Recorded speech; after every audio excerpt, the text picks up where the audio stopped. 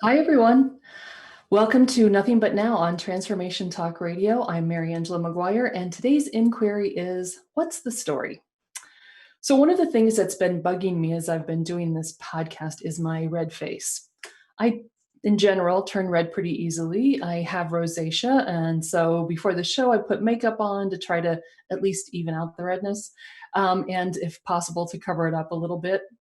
But each week at the end of the show, if I look in the mirror, I see that my face is bright red. And I feel very aggravated by that. I also feel extremely self-conscious about that. And my thoughts always, wow, doing the show really makes me nervous and anxious. So that must be why I'm so red, and I must be a nervous and anxious person. And I tell myself this story despite a fair amount of evidence to the contrary. I'm actually not a particularly nervous person, and I'm nowhere near as anxious as I used to be. So yesterday, I was here in my office where I work on the show, and I was working on the show, and I felt my face grow really warm. And I looked in the mirror, and once again, bright red. And I thought, wow, I'm nervous just working on this show. A little while later, my partner came home, and by this time, I was downstairs, and the office is upstairs, and our room is upstairs. So she went upstairs to change her clothes, and when she came back down, she said, "It's incredibly warm upstairs. Have you noticed just a drastic temperature change between upstairs and downstairs in this house?" And we've only lived here a few months. We're still getting to know the house. And I'll be honest and say that, yes, I had actually noticed that it was much cooler downstairs when I came downstairs. But the facts, right? I don't know, heat rises, closed windows to keep a house warmer. It's almost June. It's warm outside. And of course, the windows are always closed during the show because of ambient noise. So I was absolutely aware of the facts that might have had something to do with my red face. But facts are kind of boring, aren't they? Right? I mean, where's the drama? Where are the interesting characters in Heat Rises? It's warmer outside, the windows are closed. But a nervous and anxious person, oh wow, now I have conflict. Now I have interesting characters. Well, maybe not super interesting, but somewhat interesting to me anyway. So today we're going to talk about the stories we tell ourselves about ourselves, and the stories we tell ourselves about other people. Because in particular, we're interested in the ones that are on a kind of mindless loop, the ones we go back to over and over again, the ones that tend to frame the rest of our experience. So, but to tell a story, of course, you have to be able to breathe. And so we're going to start with Laurie Cameron's 3 deep breaths. Couple of things to remember. So we want to make the inhalation, just let me start over. A couple things to remember. When we inhale, we want to pause at the top before we exhale. Second, we want to try to make that exhalation longer than the inhalation. And then one thing about each breath. The first breath, just paying attention to the sensation of the air entering and exiting your body. Second breath, notice any place in your body where you feel tense and relax. And then the third breath, set your intentions for this moment. What do you need right now? So here we go. Breath number 1, just notice the air going in and out.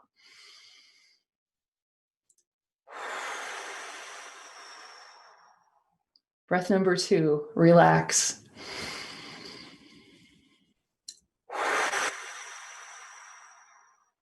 And breath number 3, set your intention.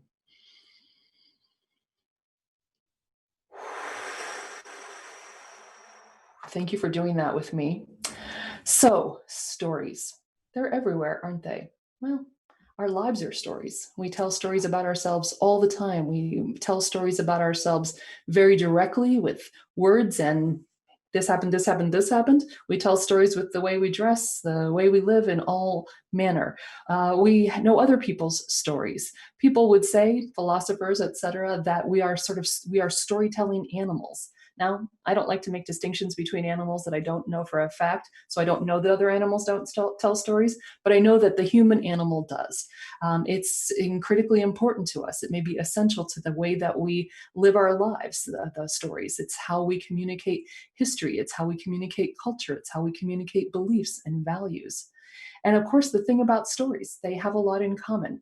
I think there are really, you can Google this, and now some people will say there are 10 essential features to any story or 7 essential features to a story. I think there are 2, and I do not have a PhD in literature, so you can ignore me. But the 2 that I notice, whether I'm watching a film or I'm reading a book, whether it's a religious text or a history book or a comic book, there are characters and there is conflict.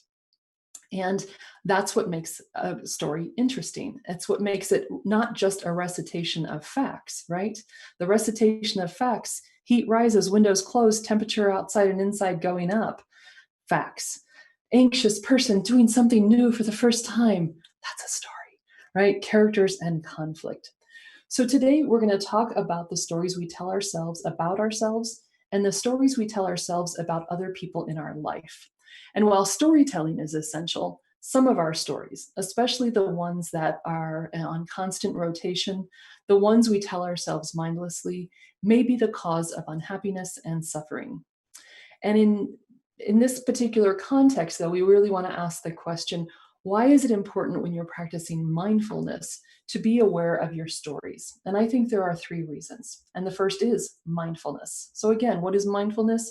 It is the practice of bringing our full awareness to the present moment without judgment. And we've talked about the ways in which we might practice mindfulness through routine tasks in order to quiet our mind, to notice where our mind habitually goes, and to have the practice of gently and unjudgmentally bringing our mind back to the present moment. But one of the most common places we'll notice our mind going is to our stories. And often when we go to our stories, we're going to our stories of the past. And so we've talked about this idea before too, that when our mind is lost and fully engaged in that story from the past, it's not just our thinking, right? It's not just the language in our head or that voice in our head that's engaged. It's our whole body. It can be a whole body experience. So if I tell you a troubling story from my past, I feel it in my body. I feel the tension. I may feel the intestinal distress. I may feel an achiness, a heaviness, a loss of happiness, really kind of draining from my body as I tell that story, whether I'm telling it to another person or I'm just rehearsing it in my mind. So when we tell our stories, when we're lost in our stories, it's having an impact on us spiritually, physically, mentally. And that's important to know. And that's a good reason to notice what stories we tell ourselves. The second one is another topic we've talked about in the past, which is the habit of judgment. If we start to notice the stories that we tell ourselves, we will probably notice that those stories are filled with judgments about our own behavior, judgments about other people's behavior. And so to bring conscious awareness to our stories is to start to intervene in that habit of judgment, to start to question its value and its worth in our daily life. And then the third reason is also the topic we talked about last week, which is a limiting belief. And a limiting belief is that idea we have about how the world ought to work. And when we are in an awareness of thinking about how the world ought to work, it is usually with a judgment, right? It's usually with a noticing that the world is not working as we think it ought to.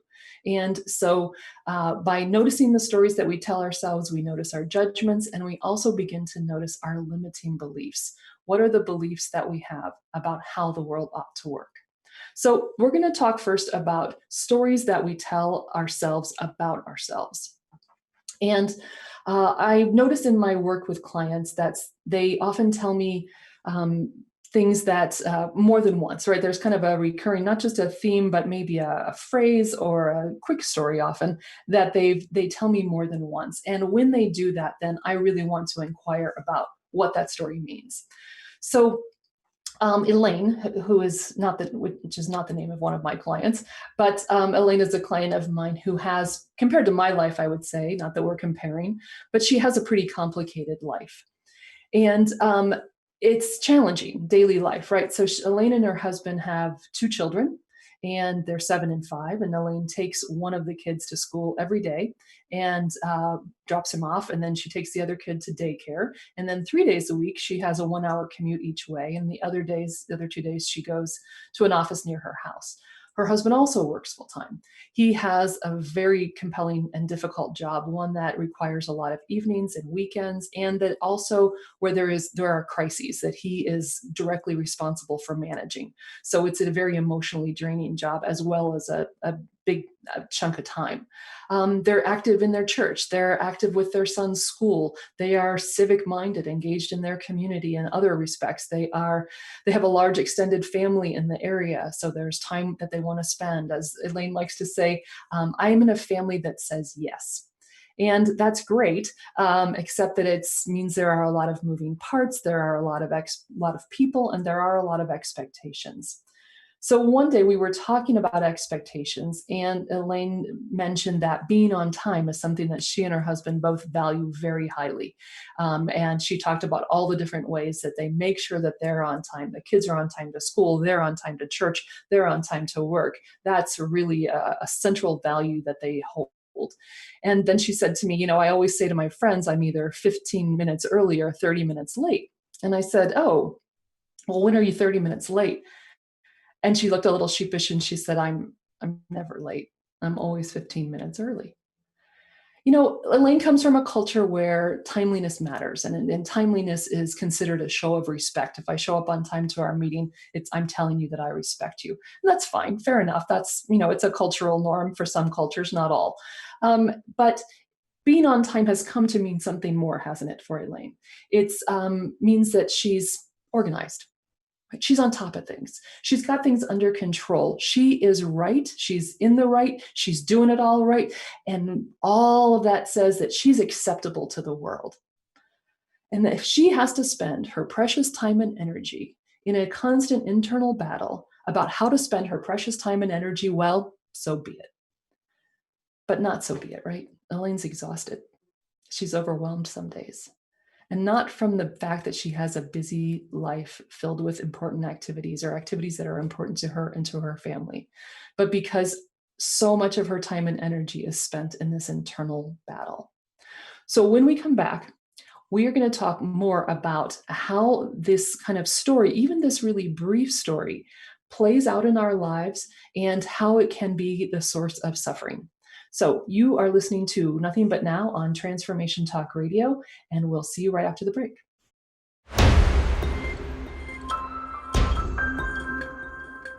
We're back on Nothing But Now on Transformation Talk Radio, and I'm Mariangela Maguire. So we are talking today about the stories we tell ourselves and about ourselves, and the stories we tell ourselves about other people. And we're focusing initially on the first kind, the stories we tell ourselves about ourselves. And I was just talking about a client of mine named Elaine who puts an enormous amount of pressure on herself to be on time. But there's the literal aspect of it, of her trying to show up for work and school and church and every obligation that she has in her life, not just on time, but actually 15 minutes early. And the way in which that has transformed into a kind of metaphorical expectation as well. What does it mean to be 15 minutes early, in a sense, to every aspect in your life?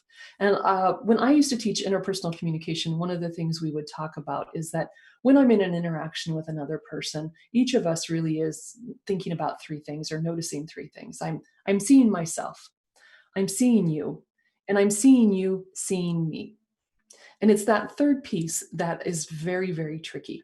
When I see myself, or I see you seeing me, and I think about how are you interpreting me? How are you judging me? How are you making sense of what I'm doing? And I think that's the place where Elaine is in some ways stuck, is that her thinking is so dominated by how other people are seeing her.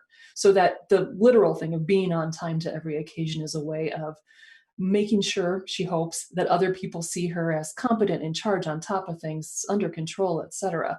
But I'm guessing, based on the other things that we've talked about, that this is pervasive in her life. Of every report, every interaction with family, with friends, with teachers, with church people, with the other organizations she's in, she can't just be good enough just as she is. She has to be 15 minutes early. 15 minutes early in the sense of better than, better than, better than in all aspects of her life in order to feel like she's acceptable at a kind of minimum level. And again, it may be triggered in a way by that sensation of how I see you seeing me.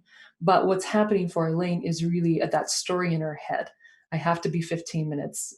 Because if you think about it, right, I have to be 15 minutes early. In other words, I have to exceed an expectation that I've set that is utterly unrealistic to achieve in every situation, or I'm 30 minutes behind, right? Or it's a total loss, right? I've shown disrespect and disorganization and my life is falling apart. That there are really only those two poles in some ways. So a second story that I've noticed from a client that was very telling and really revealing to me was from my my client Kevin, whose name is not Kevin, but he does like that name, he told me. Kevin's an entrepreneur. And so when we first started talking, he kind of told me the story of an evolution from working for a large corporation to going out on his own, where he was more or less functioning as a consultant, to then business grew, opportunities grew. He realized he needed to have a staff. He started hiring people. And by the time he and I started talking to each other, he had a fairly large organization and he was kind of unhappy. There were days when he'd had a great success early on. And there were days when he felt really passionate about his work, but that was really fading quite a bit. And the demands of having a whole company were really draining for him. There were days when he wanted to just walk away from the whole thing. But then there were other days when he wanted to double the size of the whole business, right? So he was kind of caught between these two very different impulses about his work. So I asked him to tell me the story of moving from working in corporate to on his own to having the business with employees. And he laughed and he said, well, as I tell everyone, it was a total accident, right? I never intended to have my own business. It's an interesting story to tell about yourself, isn't it? And as we talked, Kevin often talked about the challenges of having a business and having employees. He would say things like, I'm a terrible boss. And he would say it was because he wasn't very good and he felt in communicating his expectations, that he wasn't clear enough, he wasn't consistent enough. I'm a terrible boss.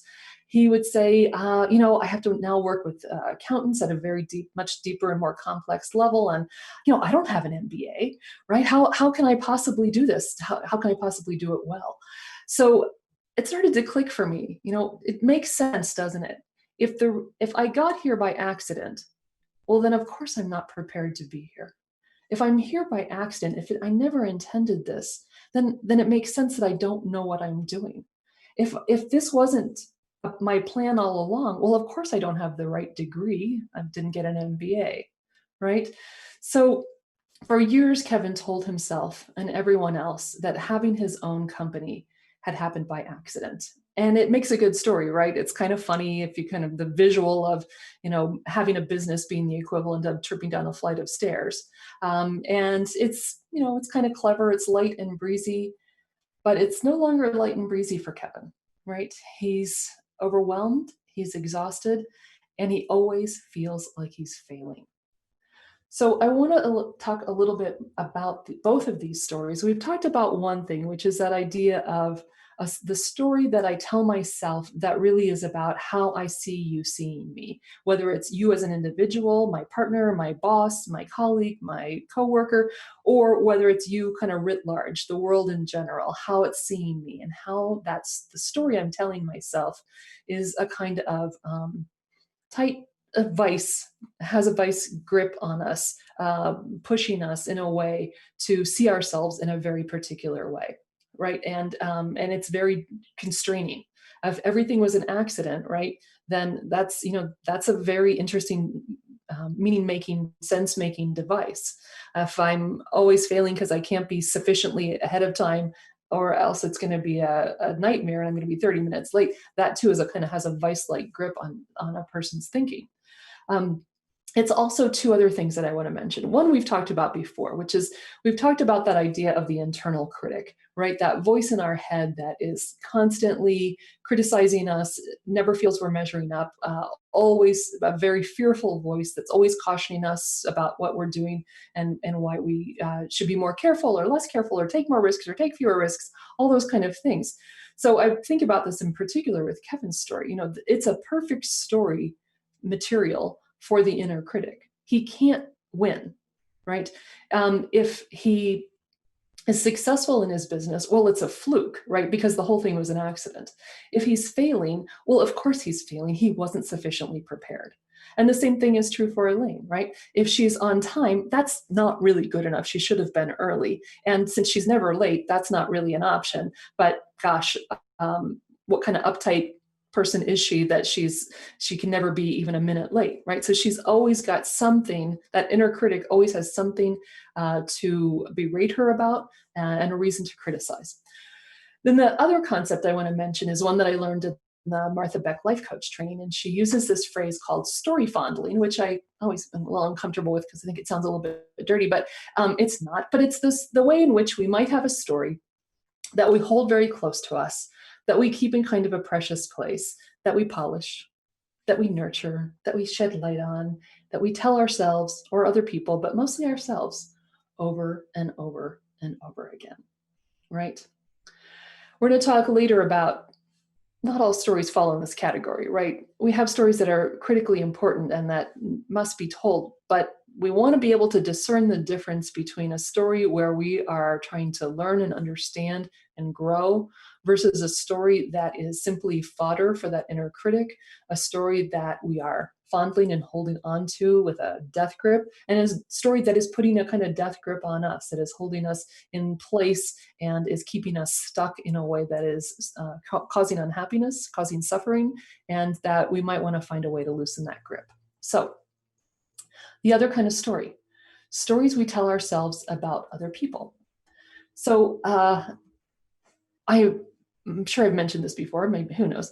So my parents were divorced when I was fairly young. And I don't remember when my mother said this, but I know she said this to me at one point, that whenever she filled out a form after the divorce, when you got to the place, and this was a long time ago, so it was when we used sex instead of gender on things like applications or various things.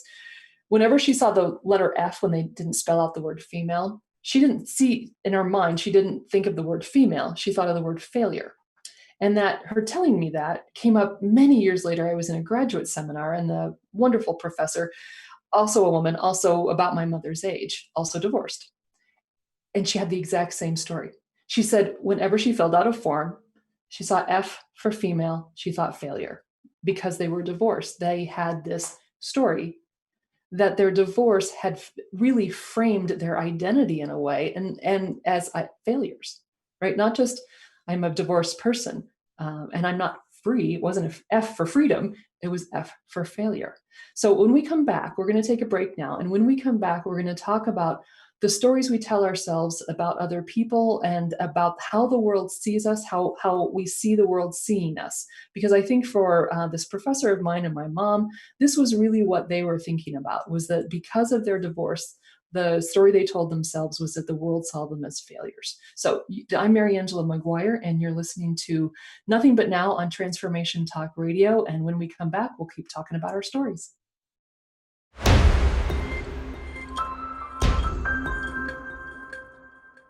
Hi, everyone.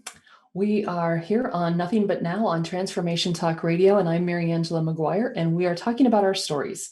We're talking particularly about the stories we tell ourselves, that kind of endless, mindless loop, the stories our mind goes to in quiet or busy moments, the places that we return over and over again, but particularly the stories that are the cause of suffering. So we've talked about the stories we tell ourselves about ourselves, the ones that can be a kind of vice grip that hold us in place and keep us stuck. And now we're talking about the stories we tell ourselves about other people and about how other people see us. So I last week told you the story about the struggle I had finishing my dissertation. And it was an accomplishment, but also an obstacle that I felt stood between me and happiness. And just as I was about to finish, I realized that even once I finished, I was still going to be a person kind of plagued by self-doubt and self-criticism, the very things that had made it difficult for me to finish in the first place. But, I think a personal and professional crisis is surely capable of yielding more than one good life lesson. So I'm going to return to that story today to talk about it in terms of the stories we tell ourselves about ourselves and about other people. I speak of it somewhat lightly now, but I didn't for many years. My story of struggling to finish was one I polished a lot. I was fond of it and was fondling it, right? It was my constant reminder that I was deeply flawed and I held on to it for a long time. When I think about the places my mind wanders to, for many years, it was to that story. If things were going well, then that dictator voice retold the story to show me that whatever was going well was probably a fluke. When things were going badly, the child voice could use the story to tell me that my life had always been kind of a mess and that I was kind of helpless. I mean, what a versatile story, right? Eventually, I worked with a wonderful life coach named Susan Grace Beekman. And I found myself asking one day, asking her, how long am I going to hold on to this blankety blank story? But before I tell you a little bit more about how it relates to other people and the stories I tell about other people, I want to say something about facts. There are facts, right? The temperature in the room, you notice me getting red, it is kind of hot in here. Time passed, from the time I left graduate school till the time I defended my dissertation. That's a fact. And the fact that I had a job that required me to finish, right? That's a fact. But letting go of the role that the story plays in my life doesn't mean that I'm trying to rewrite my history or ignore those facts. It's not about the facts, right? It's about what I'm doing with those and what story emerges from those facts and how the grip that that story has on me is the cause of suffering, not the facts themselves. So, in this particular case, I want to focus on my relationship with two other people. And one is my dissertation advisor. This was a woman I deeply respected and I just plain liked. We were very close when I was at school. And after I left, after I moved on to a job, and as I was struggling to finish, my view of her, my view of my relationship with her, and probably most domineering, my view of her view of me really suffered. My limiting belief about how the world ought to work said that she should be reaching out to me more. She should be more supportive. She should be more encouraging me. I felt when I was in her presence, when I was in school and we were in the same town, that I had a lot of her attention and that she really cared about me. But once I left, I felt like I disappeared from her life, that I no longer mattered to her. And at the time, could think about that and cue childhood trauma of absent father, right? But I didn't think about it in that way at the time. I can look back and say, duh, of course I was very vulnerable or susceptible to that feeling of abandonment. But that's the child voice, right? No one cares about you. You are entirely on your own. So one day, about a year into this great job but unfinished dissertation, I got a letter in the mail from my advisor. Now, this was not so long ago that there wasn't email, so a letter in the mail was kind of a momentous thing. And I'll be honest with you, I only remember two sentences from that letter. You don't have to finish. You don't have to get a PhD. Oh, I was devastated. It seemed to be my worst fear coming true, right? I believed my advisor's good opinion of me was essential in order for me to accomplish my goal of finishing my dissertation. And because she had the thing I valued, right? She had a PhD. When she told me I didn't need to have one, I thought she's saying I'm not good enough. And that's something I already believe. And she's confirming it. So literally that day, I was walking across campus with the letter in my hands, and a woman I'd only known for about a year came walking by, and she said hello, and then she very foolishly said, "How are you?" And I burst into tears. And she did an amazing thing. First of all, she made me tell her my story and show her the letter, actually. And then she met with me once a week for over a year. She read every word of my dissertation, often twice. She talked to me, she gave me feedback, but she also mostly listened to me. She let me talk about my dissertation. She let me talk about my fear about my dissertation. She encouraged me, and I felt less alone. I felt less isolated, and I was able to hang on at times when I really, really, really wanted to let go. But again, a lot of years passed, and I did complete the dissertation, and years passed, but I held on to the version of the story that said, I struggled to finish my dissertation. I put my career at risk. Someone I cared about abandoned me. It's a miracle I finished. I probably didn't deserve it. So years later, I told Susan the story, and We not only talked about why I held on to it, why I needed to keep punishing myself with it, we also talked about how the version of the story I told kept me from seeing two things that are really important and about the other people involved. And the first one is that until I had that conversation with Susan, I never questioned my interpretation of my advisor's letter. It I had not the slightest glimmer of a thought in my head that there was anything to that letter except her desire to hurt me, her intention to hurt me and undermine me and discourage me. And I mean, all those things. But really, I think it came down to I thought she wanted to hurt me and she succeeded, right? So Susan said to me, is there any way that you could interpret that letter as simply sincere? That she was sincerely and without judgment saying to you, you do not have to get a PhD. You don't have to do this. And maybe the subtext was, and you're perfectly fine just as you are. You don't have to do this. Well, as I say, that had never occurred to me. But there was a way in which it did resonate, right? We had been close. I'd had a very high opinion of her. And you know what? She had a high opinion of me. So maybe it was a story that didn't need a villain, but for years she had been the villain of that story. I had never been able to even consider letting go of having assigned her that part. It's not a novel, right? It's not a film. Maybe it doesn't actually need a villain. So, what about the possibility that I just don't know my advisor's intent, right? I never asked her what she meant. In one sense, of course, there was a structural relationship. She was my advisor. I was a graduate student. I had something that I sort of needed her. I needed her approval in order to get. Although, in a very practical and literal sense, I could have asked someone else to be my advisor, right? I wasn't trapped in that way. I probably felt trapped, but is there someone else? I could name 3 people right now I could have asked, to be honest with you. That never occurred to me. Partly because, it's the sense of how I see you seeing me. She was extremely important to me. Her opinion of me was extremely important to me. And so that's all I could really think about. So I wasn't actually thinking even about she's an obstacle to my finishing. I was really focused on and devastated by the idea that this person whose opinion really mattered to me had a very low opinion of me. At least that was the inference that I made. Because, the letter never said that.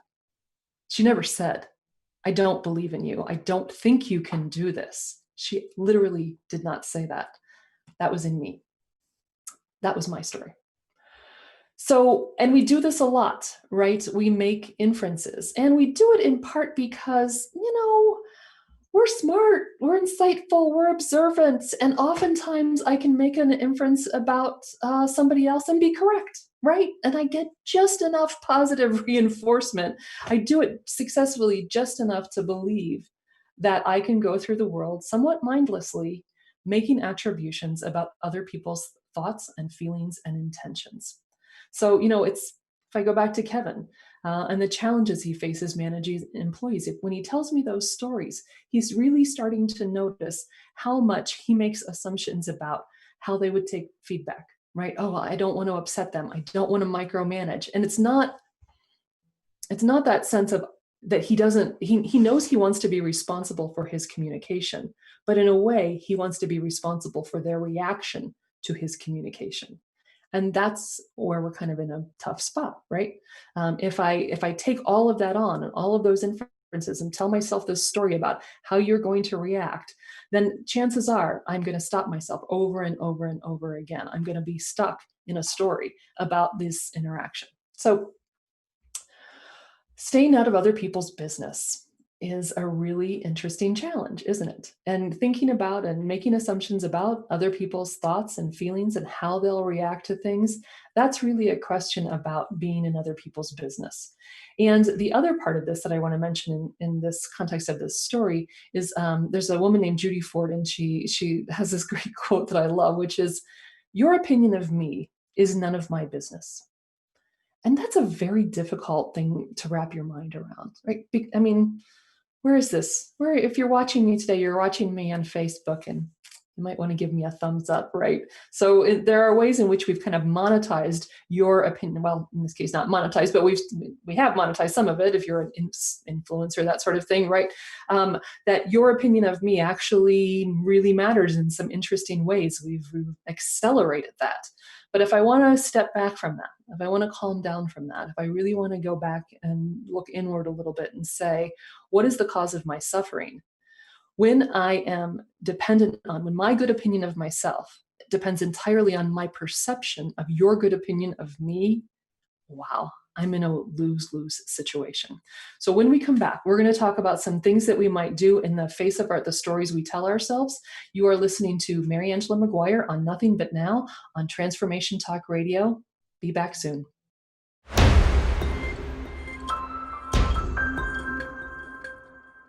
Hi, everyone. Welcome back. I'm Mariangela Maguire. This is Nothing But Now on Transformation Talk Radio, and today we're talking about our stories. So I've been talking about the story of finishing my dissertation and the story I told myself about my dissertation advisor as a villain. And when I started to rethink, imagine other possibilities for that story, not to change the facts, but to simply say, is there another way to look at this? That story started to loosen its grip on me. The other aspect of the story was how, in terms of how I saw other people seeing me. I want to go back to the friend, right?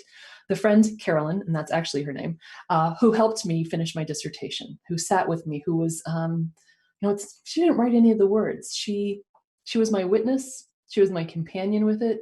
She was the person that allowed me to feel less alone and less isolated, which, if you think about it, of course, is not a role my advisor could play. Literally, she was 500 miles away. She couldn't sit with me in the cafe and help me breathe through my anxiety and fear, right? And in some ways, we might say it wasn't her job. It was maybe more the appropriate task of a friend. I don't know. But the thing about the way I told the story for many years was that Carolyn's role was more or less eclipsed, right? I mean, she's kind of this little hero who pops up at the end. And instead, another way of thinking about the whole experience is to say, what a triumph of friendship. What a beautiful story of friendship. What a beautiful story of a person who went so far out of her way to help a person she didn't even really know that well. So that's when we think about our stories, and we're going to talk now about some strategies about thinking about stories, is in this case about how does the way I tell the story put me in a vice grip. How might it eclipse the role that other people play in the story? So we're going to get to that in a second, but let's, in general, so talking about stories, we get lost in our stories, don't we? We have stories, if we start to notice, if we start to use some of the mindfulness practices we've been talking about, of quiet times when we can try to focus on what's immediately in front of us, we can start to notice where our mind is going. We can start to become students of our own mind, notice our habits. What are the habits of judgment? What are the habits of stories? Where does our mind typically go? And when we can do that, we can start to notice these patterns and these limiting beliefs that are shaping not our external reality, but really our internal reality, our sense of how things ought to go, and then the conflict and anxiety and fear and frustration we may feel when things inevitably do not go as we think they ought to go. So, what are some ways that we can work with our stories? And the first thing, of course, is really just noticing them. And particularly, I'm trying to pay more attention to the ones that come unbidden, right? So that's one of the reasons for developing a capacity for a more quiet mind, is because that's when we can notice where our mind goes. And when we think about the stories, those places our mind goes, we really want to be able to distinguish between when I'm reviewing a story, when I'm thinking about an incident or something that's happened for the purpose of working something out, right? When am I trying to understand? When am I trying to have a more clarity so that I maybe make different choices in a similar situation, right? There are reasons that we kind of go over things to try to figure it out. But when have we moved from trying to work something out to polishing a story, to polishing the frame that I'm putting around my experience? That's the discernment we really want to notice. So when we are noticing the stories, we can ask ourselves some questions. What does our version of the story make it hard to see? My version of my dissertation story eclipsed Carolyn's The Sunny Role of Friendship, right? The salvation of friendship, right?